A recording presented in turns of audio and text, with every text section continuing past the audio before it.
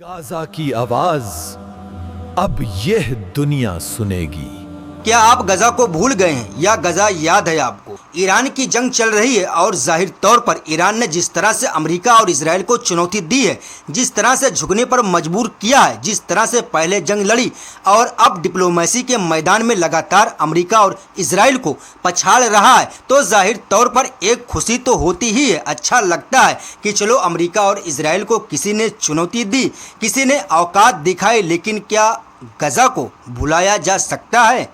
फलस्तीन के आसपास आप देखिए, जॉर्डन है, सऊदी अरबिया है, एक से एक ऐसे अरब मुल्क हैं जिनके पास इतनी दौलत है, इतनी बेशुमार दौलत है जिनकी गिनती नहीं की जा सकती।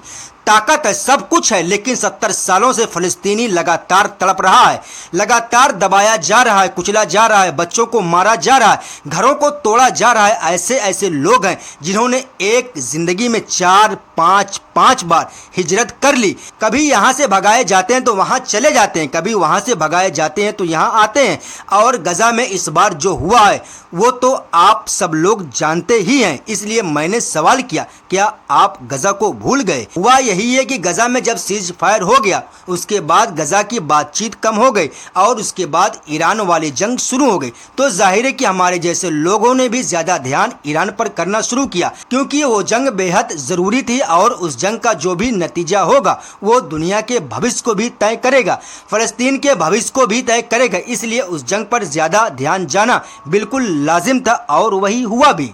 लेकिन इन सब के बीच क्या हुआ? क्या सीज फायर के बाद इजराइल ने गजा को उसके हाल पर छोड़ दिया? क्या जो तमाम सारे प्लान लेकर ट्रंप आया था, गजा में ये करेंगे, गजा में वो करेंगे, कुछ भी हो पाया?